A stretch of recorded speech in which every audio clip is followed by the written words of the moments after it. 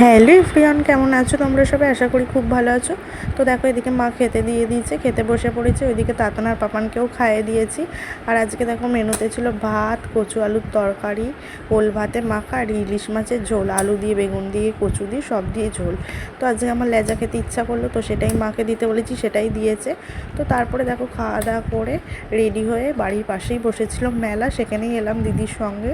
তো ঘুরে ঘুরে দেখছিলাম। তো দেখো, তারপরে আমাদের মেলা ঘোরা হয়ে গেছে, আমরা যাচ্ছি এখন মোমো খেতে। তো মোমো খেতে গিয়ে আমাদের চিকেন ললিপপ দেখে খেতে ইচ্ছা করলো, তাই চিকেন ললিপপ আগে খাবো, তারপরে মোমো খাবো। আর আজকে বাড়ি চলে যাবো। তাতানার পাপানকে মাকে বলেছি রেডি করিয়ে রাখতে, এখান থেকে গিয়ে একবারে বেরিয়ে যাব। তো তারপরে দেখো ভিডিওটা আর কন্টিনিউ করতে পারিনি, চলে এসেছি একবারে বাড়ি। আর যেই নতুন নাইটিটা কিনেছিলাম সেটা পরে ফেলেছি এসে। আর দেখো পাপান এসে খুব কান্না করছিল মায়ের জন্য, কারণ এবারে অনেক দিন ছিলাম, তো এক সপ্তাহ বেশি ছিলাম, তাই জন্য পাপানের খুব মন খারাপ হয়ে গেছিলো, কান্না করছিল দিদা দিদা করে। তো মা দিয়ে দিয়েছে তাতানার পাপানের জন্য রুটি, আর আমি বাড়িতে এসে বানালাম পাস্তা।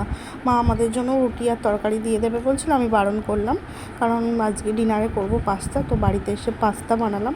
তো চলো আমরা খেয়ে নিই। তো এখানেই ভিডিও শেষ করছি। তো চলো আজকের মতো টাটা।